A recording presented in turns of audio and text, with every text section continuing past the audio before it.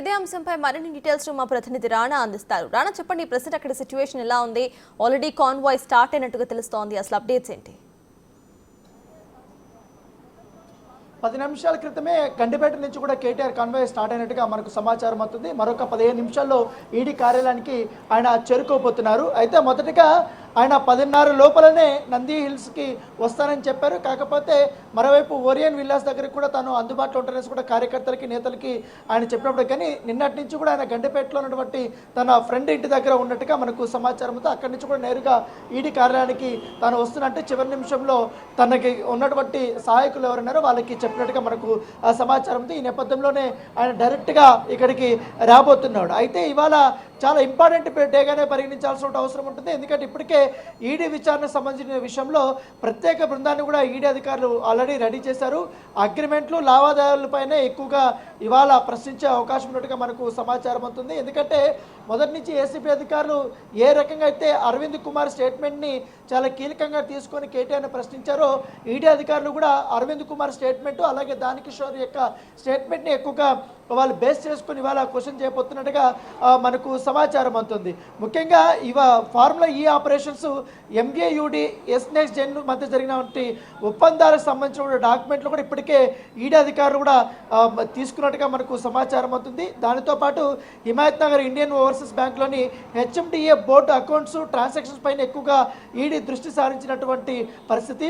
ప్రధానంగా బ్రిటన్లోని ఫార్ములా ఈ ఆపరేషన్తో జరిగినటువంటి ఒప్పందాలు కానీ ఆయా కంపెనీలకు రాష్ట్ర ప్రభుత్వం చేసినటువంటి చెల్లింపులపై ఆధారాలు కూడా ఇప్పటించినటువంటి నేపథ్యంలో ఇవాళ విచారణ అనేది వాటి బేస్ చేసుకుని క్వశ్చన్ చేయబోతున్నట్టుగా మనకు సమాచారం అవుతుంది. దాంతోపాటు కేటీఆర్ విచారణలో అరవింద్ కుమార్ స్టేట్మెంట్ కీలకంగా మారినట్టుగా మనకు సమాచారం అవుతుంది. ఈడీ అధికారులు కూడా దాని మీద ఎక్కువగా ఫోకస్ చేసినట్టుగా తెలుస్తుంది. దాంతోపాటు గతంలో ఆయన సిఎస్కి రాసిన లెటర్ పైన హైకోర్టుకి ఇచ్చినటువంటి సమాచారం ఆధారంగానే ఎక్కువగా కేటీఆర్ని ప్రశ్నించే అవకాశం ఉన్నట్టుగా మనకు సమాచారం అవుతుంది. దాంతోపాటు ముందుగా కేటీఆర్ని క్వశ్చన్ స్టార్ట్ చేసినప్పుడు ఆయన ఈ కేసుకు సంబంధించిన అంశాలు ఏమేమి చెప్తాడని కూడా రికార్డు చేసుకున్న తర్వాత మాత్రమే ఆయన పూర్తి స్థాయిలో ప్రశ్నలు సంధించబోతున్నట్టుగా మనకు సమాచారం అవుతుంది. అయితే ఎక్కువగా అగ్రిమెంట్స్ ట్రాన్సాక్షన్స్ మీదే వాళ్ళు కాన్సన్ట్రేషన్ చేయబోతున్నట్టుగా మనకు సమాచారం అవుతుంది. 2023 ఫిబ్రవరిలో నిర్వహించినటువంటి ఫార్ములా ఈ కార్ రేస్ సీజన్ 9లో దాంతోపాటు 2024 ఫిబ్రవరి 10న నిర్వహించదలసినటువంటి ఈ సీజన్ 10 సంబంధించిన అక్రమాలు జరిగినటువంటి విషయంలోనే ఎక్కువగా ఎప్పుడు వీళ్ళు అగ్రిమెంట్ స్టార్ట్ చేస్తారో దానికి జరిగినటువంటి పరిణామాలు ఏంటి అనే దానిపై కూడా పూర్తిగా వాళ్ళు క్వశ్చన్ చేసే అవకాశం ఉంది. హెచ్ఎండిఏ బోర్డుకి చెందినటువంటి 54,89 రూపాయలకు సంబంధించిన విషయంలో ఇప్పటికే దుర్వినియోగం అయ్యాయనేసి కూడా ఇప్పటికే ఏసీబీ అధికారులు కేసు నమోదు చేసినటువంటి నేపథ్యంలో దాని నేపథ్యంలోనే ఇదంతా కూడా ఇప్పుడు ఈడీ రంగంలోకి దిగినటువంటి నేపథ్యం అయితే ఏర్పడుతుంది. అయితే విదేశాలకి వెళ్ళినటువంటి డబ్బు ఎంత అనే దాని మీద కాన్సన్ట్రేషన్ చేసినటువంటి సంబంధం ఉంది. దాంతోపాటు ఫార్ములా ఈ ఆపరేషన్తో పాటు ఇంకా ఫారిన్ కంపెనీలకు జరిగిన చెల్లింపులపైన ఎక్కువగా ఈడీ దర్యాప్తు చేస్తుంది. కాబట్టి గత కొన్ని రోజుల నుంచి దానికి సంబంధించి అన్ని ఎవిడెన్స్ కూడా ఇప్పటికే సంపాదించినటువంటి నేపథ్యంలో దాన్ని బేస్ చేసుకొని కూడా క్వశ్చన్ చేసే అవకాశం ఉంది.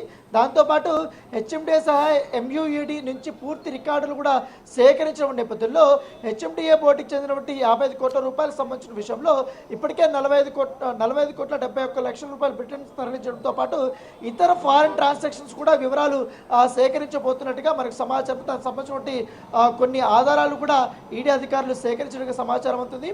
ఈ క్రమంలోనే మనీ లాండరింగ్ కానీ ఫెమా యాక్ట్ కింద కానీ ఈసీఆర్ నమోదు చేసి దర్యాప్తు ఈడీ చేస్తుంది. కాబట్టి ఇప్పుడు ఈయన స్టేట్మెంట్ అనేది కూడా చాలా కీలకంగా పోతుంది. ఎందుకంటే ఇప్పుడు కేటీఆర్ ఇవాళ ఈడీ కార్యాలయానికి రాబోతున్నటువంటి నేపథ్యంలో అసెంబ్లీ నుంచి కానీ ఇటు బషీర్బాగ్ సిసిఎస్ ఆఫీస్ వరకు కూడా భారీ భద్రతను ఏర్పాటు చేశారు. దాదాపు ఎక్కడ చూసినా కూడా పోలీసులే ఉన్నారు. ఎందుకంటే కార్యకర్తల్ని ఇటువైపు రానివ్వటం లేదు. అసెంబ్లీ పరిసర ప్రాంతంలోనే బీఆర్ఎస్ చెందినటువంటి నాయకులు కొంతమంది ఈడీ కార్యాలయానికి చేరుకోవడానికి వాళ్ళు ప్రయత్నిస్తున్నప్పుడు అక్కడే వారిని అడ్డుకున్నారు. సో అక్కడే వాళ్ళని ఆపేశారు. దాంతోపాటు ఇటువైపుగా వాళ్ళు చాలామంది మేము బషీర్బాగ్కి వెళ్తున్నాం అనేసి కూడా చెప్పినప్పటికీ కానీ అక్కడ వాళ్ళని ఎంట్రీ చేయనటువంటి నేపథ్యం అయితే కనపడుతుంది. మరికొంతమంది ఎందుకంటే ఇవాళ సుదీర్ఘంగా కూడా ఈ యొక్క విచారణ జరగబోతున్నటువంటి నేపథ్యంలో దానికి తగ్గట్టుగా భద్రతా ప్రికాషన్స్ అనేది కూడా పూర్తి స్థాయిలో వారు తీసుకున్నటువంటి నేపథ్యం కనపడుతుంది. విజువల్స్లో మనం చాలా స్పష్టంగా చూస్తున్నాం. ఎక్కడికెక్కడ పోలీసులు అక్కడ బీఆర్ఎస్ సంబంధించిన నేతల్ని వాళ్ళందరూ కూడా అడ్డుకుంటున్నారు. అక్కడి నుంచి వెళ్ళిపోమనేసి కూడా వారు చెప్తున్నారు. ఇక్కడ నిలబడడానికి ఇక్కడ ఎవరు ఏ నాయకుడు ఇక్కడ రావడానికి పర్మిషన్ లేదు. పైగా ఇక్కడ ట్రాఫిక్ జామ్ కూడా ఎక్కువ అయ్యే అవకాశం ఉంది. ఎందుకంటే రద్దీ అయినటువంటి ప్లేస్ కాబట్టి ఆఫీసులకు కూడా వెళ్తున్నటువంటి నేపథ్యంలో అందరూ ఇప్పుడు ట్రాఫిక్ అయితే చాలా ఇబ్బందికరమైన పరిస్థితులు వస్తాయి నేపథ్యంలో ఇక్కడ రోపులు కూడా ఏర్పాటు చేసి నాయకులను ఇక్కడ నుంచి పంపించేస్తున్నటువంటి విజువల్ని మనం చాలా స్పష్టంగా చూస్తున్నాం. దాంతోపాటు మరోవైపు అటువైపు నుంచి మాజీ ఎమ్మెల్యేలు కూడా కొంతమంది ఇటువైపు రావడానికి వస్తున్నారు. ఇటువైపు బీఆర్ఎస్ సంబంధించిన వాళ్ళు పోలీసులతో ఇక్కడ వాగ్వాదం చేస్తున్నారు. మేము ఇక్కడ నిల్చుంటాం అనేసి కూడా వాళ్ళు అడుగుతున్నారు. అయితే ఇక్కడ ఈడీ పరిసర ప్రాంతాల్లో దాదాపు 200 మీటర్ల వరకు కూడా ఎటువంటి పర్మిషన్ లేదు. ఇక్కడ ఆంక్షలు ఉన్నాయి. దయచేసి మీరు అర్థం చేసుకొని ఇక్కడ నుంచి వెళ్ళిపోండి అనేసి కూడా పోలీసులు నాయకులతో రిక్వెస్ట్ చేస్తున్నారు. మరోవైపు ఇప్పుడు బీఆర్ఎస్ సంబంధించినటువంటి నేతలు మధుసూదనాచారి కానీ వీళ్ళందరూ కూడా తన అనుచరులతో వీళ్ళందరితో వస్తున్నారు. మరోవైపు ఇక్కడ శ్రావణ్ కానీ కర్ణ ప్రభాకర్ కానీ వీళ్ళందరూ కూడా ఒక్కొక్కరొక్కరు చేరుకుంటారు. నేతలందరూ కూడా 1 by 1 ఇక్కడికి చేరుకుంటారు. మొత్తం అసెంబ్లీకి ఎదురుబడి ఏదైతే గన్ పార్క్ నుంచి కూడా ఇక్కడి వరకు కూడా బీఆర్ఎస్ చెందినటువంటి మాజీ ఎమ్మెల్యేలు మాజీ మంత్రులు వీళ్ళందరూ కూడా 1 by 1 ఇక్కడికి వస్తున్నారు. వీళ్ళందరినీ క్లియర్ చేయడానికి పోలీసులు చాలా ఇబ్బంది పడుతున్నటువంటి పరిస్థితి కనపడుతుంది. ఇక్కడి నుంచి వీళ్ళందరినీ కూడా పంపించేస్తున్నారు. ఎందుకంటే ఇప్పటికే ఎక్కువ మంది వచ్చేస్తున్నటువంటి నేపథ్యం దాదాపు ఇక్కడికే 100 మంది దాకా కూడా వచ్చారు. సో వీళ్ళందరినీ క్లియర్ చేయాలంటే చాలా ఇబ్బంది. ఇక్కడ పోలీసులు ఇక్కడ పర్మిషన్ లేదని చెప్తుంటే కూడా వాళ్ళు ఇక్కడ వాగ్వాదం చేస్తున్నారు. ఇక్కడ కర్ణ ప్రభాకర్ కూడా వీళ్ళందరినీ వారిస్తున్నారు. పక్కకి వెళ్ళిపోమనేసి కూడా వాళ్ళు నాయకులు కూడా చెప్తున్నటువంటి విజువల్ని మనం చాలా స్పష్టంగా కూడా చూస్తున్నాం. సో ఇంకా చాలా మంది మరికొంతమంది నడుచుకుంటూ కూడా వస్తున్నారు. ఆల్రెడీ అక్కడ అసెంబ్లీ ఆపోజిట్ ఉన్నటువంటి గన్ పార్క్ దగ్గర బ్యారికేడ్లు వేశారు. ఆల్రెడీ ఎవరికి అనుమతి లేదని కూడా వారు చెప్పారు. ఇక్కడ మనం చూడొచ్చు మాజీ మంత్రి వేముల ప్రశాంత్ రెడ్డి కూడా ఇక్కడికి వచ్చారు. అందరూ కూడా ఇక మరి కాస్త 10 నిమిషాల్లోనే కేటీఆర్ యొక్క కాన్వాయ్ కూడా ఇక్కడ రాబోతున్నటువంటి నేపథ్యంలో సో ఇక్కడ ఎటువంటి ట్రాఫిక్ కానీ ఇబ్బందికరమైన పరిస్థితులు కానీ ఎందుకంటే ఆయన వచ్చినప్పుడు ఎక్కువగా కార్యకర్తలుగా నాయకులు కానీ స్లోగన్స్ చేసే అవకాశం ఉంది. ఆయన వెంబడి రావడానికి ప్రయత్నించే అవకాశం ఉంది. కాబట్టి కేవలం ఆయన ఒక్క కారుని మాత్రమే అనుమతించాలని కూడా అధికారులు భావిస్తున్నారు. కాకపోతే ఇంటి దగ్గర వస్తారనుకున్నటువంటి కేటీఆర్ అక్కడ రాలేదు కాబట్టి డైరెక్ట్గా ఇక్కడ ఈడీ కార్యాలయానికి వస్తున్నారు. కాబట్టి అందరూ ఇక్కడే ఆయన్ని కలవాలని ముందు అంటే మాజీ మంత్రులు గారు ఇప్పుడు ప్రస్తుత ఎమ్మెల్యేలందరూ కూడా ఈడీ విచారణ కంటే వెళ్ళే లోపలే ఒకసారి కలవాలనే ఉద్దేశంతో అందరూ ఇక్కడ భారీగా చేరుకుంటున్న నేపథ్యం కాబట్టి అయితే ఇటువైపు ఎగ్జాక్ట్గా కంట్రోల్ రూమ్ దగ్గర ఉన్నటువంటి రోడ్డు అలాగే బషీర్బాగ్ దగ్గరికి వెళ్ళినటువంటి ఏదో రోడ్డు ఉందో ఆ రోడ్డును మొత్తం పోలీసులు బ్లాక్ చేశారు. ఇక్కడ బ్యారికేడ్లు వేశారు. మరోవైపు అక్కడ ట్రాఫిక్ను కూడా వాళ్ళు మలుపులు తిరుగుతున్నటువంటి నేపథ్యం అయితే కనబడుతుంది. కొంతమంది మాత్రం అక్కడక్కడ కార్లు ఆపేసి వచ్చి వీళ్ళు నేరుగా ఇక్కడికి ఈడీ కార్యాలయానికి చేరుకున్నటువంటి విజువల్స్ను మనము చాలా స్పష్టంగా చూస్తున్నాం. ఎందుకంటే ఇంకా కేవలం 15 నిమిషాల్లోనే ఆయన చేరుకుంటాడనేసి కూడా ఒక ఇన్ఫర్మేషన్ ఉన్నటువంటి నేపథ్యంలో కార్యకర్తలు కూడా వాళ్ళు లాస్ట్ మూమెంట్లో ఎక్కడ ఉన్న వాళ్ళందరూ కూడా ఇక్కడికే వారు వస్తున్నారు. సో వారిని కంట్రోల్ చేయడానికి కూడా పోలీస్ అధికారులు వారికి చెప్తున్నారు. చాలా వరకు కూడా మీరు అటువైపు లెఫ్ట్ సైడ్ వెళ్ళిపోమని చెప్తున్నారు.